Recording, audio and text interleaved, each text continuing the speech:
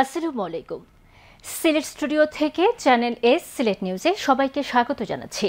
সঙ্গে আছে জান্নাতুল নাজনীন আশা। শুরুতেই জানিয়ে দিচ্ছি শিরোনামগুলো। বাংলাদেশ স্বরাজ পার্টি নামে সিলেট থেকে নতুন রাজনৈতিক দলের যাত্রা শুরু। হবিগঞ্জ মেডিকেল কলেজ রক্ষায় কঠোর আন্দোলনের হুঁশিয়ারি। নবীগঞ্জে সুধী সমাবেশের মতবিনিময় সভা। ছাতক উপজেলা এডুকেশন ট্রাস্ট ইউকের অর্থায়নে ৩ মাসব্যাপী ফ্রি প্রশিক্ষণ শেষে প্রশিক্ষণার্থীদের মাঝে সেলাই মেশিন বিতরণ। এবং ব্রিটিশ বাঙালি কমিউনিটির উজ্জ্বল মুখ সাংবাদিক, কলামিস্ট ও পরিবেশবাদী সংগঠক সেবুল চৌধুরীর জীবন ও কর্ম শীর্ষক কিছু স্মৃতি কিছু কথা গ্রন্থের মোড়ক উন্মোচন। শুনছিলেন শিরোনাম, এবারে বিস্তারিত। সিলেট থেকে আনুষ্ঠানিকভাবে যাত্রা শুরু করল নতুন একটি রাজনৈতিক দল, বাংলাদেশ স্বরাজ পার্টি বিএসপি। চলতি সপ্তাহে দলটি তাদের আত্মপ্রকাশ ঘোষণা করে। ইলেকট্রনিক মিডিয়া জার্নালিস্ট অ্যাসোসিয়েশন এর সংবাদ সম্মেলনের মাধ্যমে দলটির আত্মপ্রকাশের পাশাপাশি তাদের লক্ষ্য উদ্দেশ্য তুলে ধরা হয়। প্রবাসীদের মান উন্নয়নে প্রবাসীদের সহযোগিতা নিয়ে সকলের সমন্বয়ে এই সংগঠন করা হয়। দলটির প্রতিষ্ঠাতা আহ্বায়ক গিয়াসউদ্দিন আহমদ সংবাদ সম্মেলনে বলেন, বাংলাদেশের জনগণ পরিবর্তন চায়। আমরা সেই পরিবর্তনের ধারা তৈরি করতে চাই। দেশের উন্নয়ন ও জাতির কল্যাণই আমাদের মূল লক্ষ্য। সংবাদ সম্মেলনে জানানো হয়, বিএনপি আওয়ামী লীগের দীর্ঘমেয়াদী রাজনীতির বাইরে গঠনমূলক ও বিকল্প রাজনৈতিক ধারার প্রয়োজনীয়তা থেকেই বিএসপি গঠিত হয়েছে। দলটি সমাজে সত্যিকারের গণতন্ত্র প্রতিষ্ঠা, সুশাসন নিশ্চিতকরণ এবং অর্থনৈতিক সামাজিক সংস্কারে অঙ্গীকারবদ্ধ। দীর্ঘদিন ধরে অনেকে তারা হতাশাগ্রস্ত ছিলেন, তারা দিক নির্দেশনা পাননি। এখন তারা বাংলাদেশের রাজনীতিতে ইতিবাচক ভূমিকা যখন দেখছেন, তারা অনেকেই সাড়া দিয়েছেন যে আমরা বাংলাদেশের রাজনীতিতে সম্পৃক্ত হব এবং তাদের নিয়ে জেলা তারা কমিটি গঠন করবেন এবং বিদেশ থেকেও বিভিন্ন জেলা থেকে জেলাও না দেশ থেকে তারা এসে রাজনীতিতে সম্পৃক্ত হবেন, দেশের উন্নয়নের কাজ করবেন। সিলেটের স্বনামধন্য ট্রাভেল এজেন্সি সোমা ইন্টারন্যাশনাল সার্ভিসের আয়োজনে ২০২৫ সালের হজ যাত্রীদের নিয়ে হজ প্রশিক্ষণ কর্মশালা সম্পন্ন হয়েছে। সিলেট নগরীর নায়রপুলের একটি অভিজাত হোটেলের মিলনায়তনে প্রথম পর্যায়ের প্রশিক্ষণ কর্মশালা সম্পন্ন হয়। হজের হুকুম আহকাম নিয়ে প্রধান আলোচক হিসেবে প্রশিক্ষণ প্রদান করেন বিশিষ্ট ইসলামিক স্কলার, 18 বাংলার ইসলামিক প্রোগ্রামের জনপ্রিয় উপস্থাপক শায়েখ শাহ মোহাম্মদ ওয়ালিউল্লাহ। এছাড়াও হজের ফরজ এবং ওয়াজিব সহ বিভিন্ন বিষয়ে দিক নির্দেশনা প্রদান সহ প্রশিক্ষণ প্রদান করেন ঢাকাস্থ সৌদি দূতাবাসের দায়ী ও হাজি কুদরতুল্লাহ জামের মসজিদের খতিব শায়েখ সাইদ বিন নুরুজ্জামান আল মাদানী। এ সময় হজ বিষয়ক দিক নির্দেশনামূলক বক্তব্য রাখেন সোমা ইন্টারন্যাশনাল সার্ভিসের স্বত্বাধিকারী ও চেয়ারম্যান মোতাহার হোসেন বাবুল। সোমা ইন্টারন্যাশনাল সার্ভিসের হজ ও উমরা সার্ভিসের ম্যানেজার মিয়া মোহাম্মদ রাসেল ও আবদুল্লাহ এ মাসুমের পরিচালনায় হজ প্রশিক্ষণ কর্মশালায় আরও বক্তব্য রাখেন আকাবা ট্রেডিং কর্পোরেশনের স্বত্বাধিকারী মোহাম্মদ আব্দুল কাইয়ুম, শাহজালাল বিজ্ঞান ও প্রযুক্তি বিশ্ববিদ্যালয় মসজিদের ইমাম ও খতিব মতিউর রহমান ও মহানগর ইমাম সমিতির সভাপতি হাবিব আহমেদ শিহাব সহ আরো অনেকে। আমরা হাজি সাহেবদেরকে যে প্রতিশ্রুতি দেই সেই অনুযায়ী আমরা কাজ করব। ভোটে রাখা থেকে শুরু করে অন্যান্য সভাগুলো, এটা ইনশাআল্লাহ আমরা নিশ্চিত করব। হবিগঞ্জ সরকারি মেডিকেল কলেজ রক্ষার দাবিতে নবীগঞ্জে সুধী সমাবেশের সঙ্গে এক মতবিনিময় সভা অনুষ্ঠিত হয়েছে। নবীগঞ্জ প্রেস ক্লাবে হবিগঞ্জ সম্মিলিত নাগরিক আন্দোলন এর আয়োজনে ও প্রেস ক্লাবের সহযোগিতায় এই সভা অনুষ্ঠিত হয়। সভায় নবীগঞ্জ প্রেস ক্লাবের সভাপতি এটিএম সালামের সভাপতিত্বে ও সাধারণ সম্পাদক সনি আহমেদ চৌধুরীর সঞ্চালনায় বক্তব্য রাখেন নবীগঞ্জ উপজেলা পরিষদের সাবেক চেয়ারম্যান মুজিবুর রহমান চৌধুরী শেফু, উপজেলা বিএনপির সভাপতি সরফরাজ আহমেদ চৌধুরী, হবিগঞ্জ সম্মিলিত নাগরিক আন্দোলনের উপদেষ্টা শফিকুল বাড়ি আউয়াল, হবিগঞ্জ সম্মিলিত নাগরিক আন্দোলনের সভাপতি পীযূষ চক্রবর্তী, সাধারণ সম্পাদক আবু হেনা মুস্তফা কামাল, হবিগঞ্জ সম্মিলিত নাগরিক আন্দোলনের সদস্য কায়সার আহমেদ চৌধুরী জনি, হাসবি সাইদ চৌধুরী, ফরিদুজ্জামান রনি সহ বিএনপি, জাসদ, বাসদ, জামায়াত, ছাত্রদল সহ বিভিন্ন রাজনৈতিক, সামাজিক, সাংস্কৃতিক ও শিক্ষকদের সংগঠনের প্রতিনিধিরা। সভায় বক্তারা বলেন, হবিগঞ্জ মেডিকেল কলেজ শুধু একটি শিক্ষা প্রতিষ্ঠান নয়, এটি হবিগঞ্জবাসীর স্বপ্ন ও অস্তিত্বের প্রতীক। কলেজ অন্যত্র সরিয়ে নেয়ার ষড়যন্ত্র হলে তা কঠোর আন্দোলনের মাধ্যমে প্রতিহত করা হবে। ব্রিটিশ বাঙালি কমিউনিটির উজ্জ্বল মুখ সাংবাদিক, কলামিস্ট ও পরিবেশবাদী সংগঠক সেবুল চৌধুরীর জীবন ও কর্ম শীর্ষক কিছু স্মৃতি কিছু কথা গ্রন্থের মোড়ক উন্মোচন ও প্রকাশনা এর অনুষ্ঠান সিলেটের একটি অভিজাত হোটেলের সম্মেলন কক্ষে অনুষ্ঠিত হয়েছে। সোহাগ সাহিত্য গোষ্ঠী সিলেটের উদ্যোগে এবং বিশিষ্ট শিক্ষাবিদ সৈয়দ রেজাউল হক রেজা এর সভাপতিত্বে অনুষ্ঠিত প্রকাশনা অনুষ্ঠানে প্রধান অতিথি ছিলেন লেফটেন্যান্ট কর্নেল অবসরপ্রাপ্ত এম আতাউর রহমান পীর। প্রকাশনা অনুষ্ঠানে কর্মময় জীবন নিয়ে লেখক ও কবি রোটারিয়ান শফিকুর রহমান চৌধুরীর স্বাগত বক্তব্যের মধ্য দিয়ে সূচিত অনুষ্ঠানে প্রধান অতিথি হিসেবে বক্তব্য রাখেন বিশিষ্ট সাংবাদিক ও লেখক, নর্থ ইস্ট ইউনিভার্সিটির পরীক্ষা নিয়ন্ত্রক লিয়াকত শাহ ফরিদি, অ্যাডভোকেট কল্যাণ চৌধুরী ও ডক্টর মুস্তাক আহমদ দিন।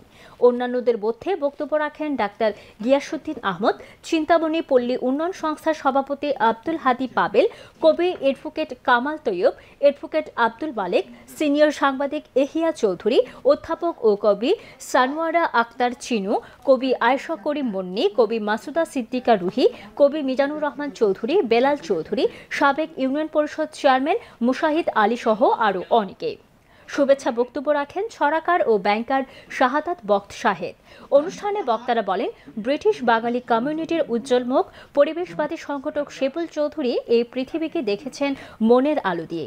অকৃত্রিম মমত্ববোধ সম্পন্ন মানুষ সেবুল চৌধুরী বিলেতে থেকেও মানুষের অধিকার আদায়ে নিজের জীবনকে উৎসর্গ করেছেন। বক্তারা আরও বলেন, সেবুল চৌধুরী পরবর্তী প্রজন্মের জন্য যে উত্তরাধিকারী রেখে যাচ্ছেন তা তার স্মৃতিতে অমর হয়ে রাখবে।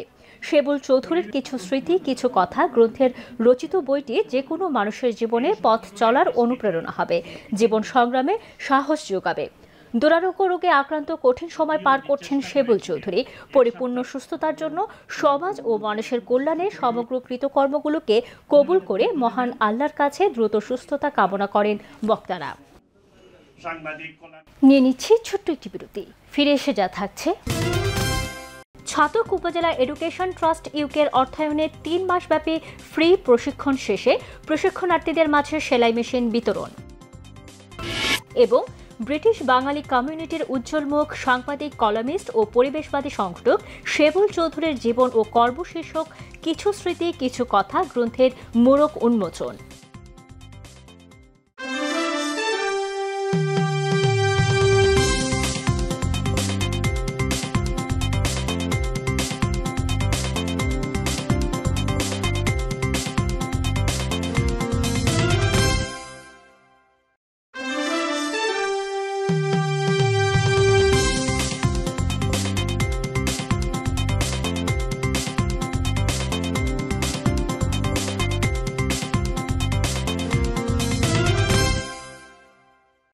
স্বাগত আরও একবার সিলেট স্টুডিও থেকে চ্যানেল এস সিলেট নিউজে।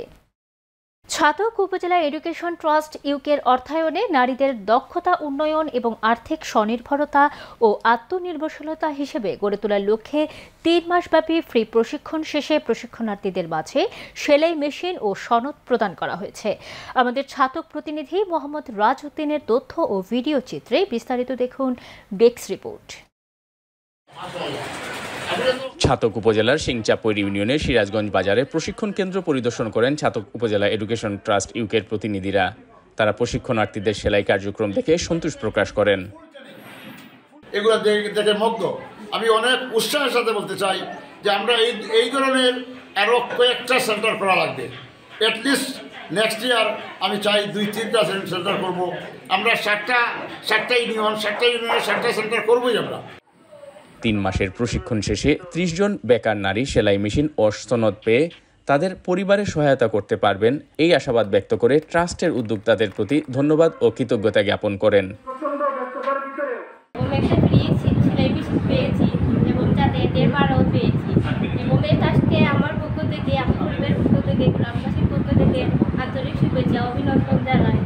সেলাই প্রশিক্ষণ এসে 3 মাসে আমি অনেক ধরনের পোশাক বানানো শিখেছি। এডুকেশন ট্রাস্ট ইউকের ফ্রি সেলাই প্রশিক্ষণে আমি অনেকগুলো কাজ শিখেছি এবং আমি ভবিষ্যতে অনেক উন্নতির পথে যেতে পারবো যদি আমি স্বাবলম্বী হতে পারি।